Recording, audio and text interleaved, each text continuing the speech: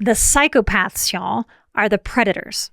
Predators hunt with great intention and improved hunting skill as age allows them more and more practice. People with psychopathic traits display extreme criminal behavior with zero conscience. I will argue that every sexual sadist is a psychopath. Now, I don't know how else to put this, so please give me grace here, because these are hard things to talk about and to quantify, and we certainly don't person to person compare and contrast traumas and abuses. But for this conversation, I have to say it this way. A simple rapist is after self-gratification or control. And this fits more narcissism and sociopathy. The psychopath takes sexual assault to another level. It's not so much about the self-gratification, though for sure self-gratification is also happening. But this is where we see torture, depraved acts. It's like an upping of the ante of what is considered more basic and general abuse. Now, of course, every assault is torturous, but these are the types of people in our society that do the torturing. This is a distinction I'm making beyond what we think of as typical abuse. And what an awful phrase. I hate that I'm speaking with the phrase typical abuse, but there it is. Psychopaths may feel little to nothing on the emotional spectrum. And this may be part of why they act out at such mind-boggling, dark levels. Because they don't feel things unless and until they are made to feel by such an extreme, psychopathically driven domination of another. Psychopaths have no regard. They have no compassion. They just don't feel compassion. No responsibility.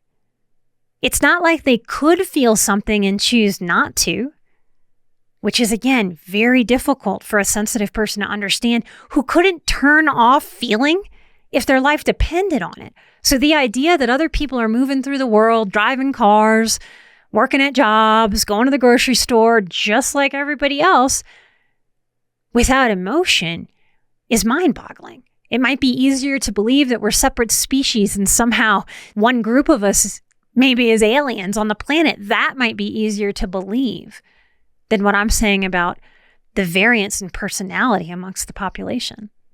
It would be crazy sauce if I was wanting someone born without eyeballs to all of a sudden be able to see. But when it comes to psychopaths, they're not born, or it's severely damaged into oblivion and unrepairable very early in life. They're not born with these compassionate parts. They don't either have the physical mechanisms or the emotional mechanisms, or something interrupts. We don't know now, maybe ever. Hopefully it's just a we don't know yet, and we will in the future. They are highly self-centered, cold-blooded, not just abusive and torturous, but punishing. I've often wondered if this is some sort of psychological looping and projection of punishing others, when really what would be right would be for them to be punished for their behavior, even for their ideas of torture. They tend to operate more on the fringe than the other personalities I've talked about today. They often struggle to maintain regular jobs due to their need for dominance and control. I mean, how do you have a boss, right, if you have to dominate and control everybody? It's likely there are far fewer true psychopaths in high positions of power. I know media likes to act like everyone in high power is just a complete psychopath. That is propaganda. That is media poking fear and inflaming and sounding extreme, which is just the way our media works. But they can't follow the rules enough to sort of play along enough to get into those positions. It may be truer that the people we think of as abusers of power in society sit more on the sociopathic and narcissistic spectrums, because frankly, they can play along better with the rules of society, and they can cultivate more success in the traditional sense. I think about Jeffrey Dahmer here. Now, I think even if you are not into true crime, who doesn't know who Jeffrey Dahmer is? Now, I don't think anyone around him thought that he was totally normal. They thought that he was weird and off and strange, kind of bizarre. There's been extensive interviews of people who lived around Jeffrey Dahmer, his family.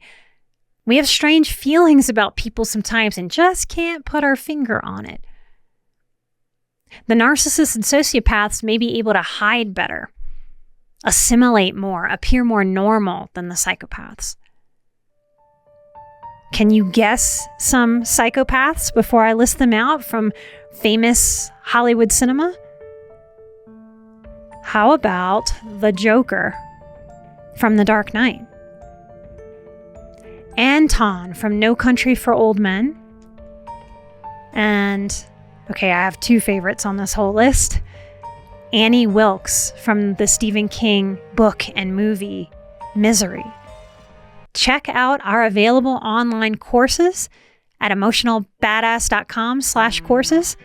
Check out everything we offer on our website at emotionalbadass.com. Find the courses and get yourself some merch.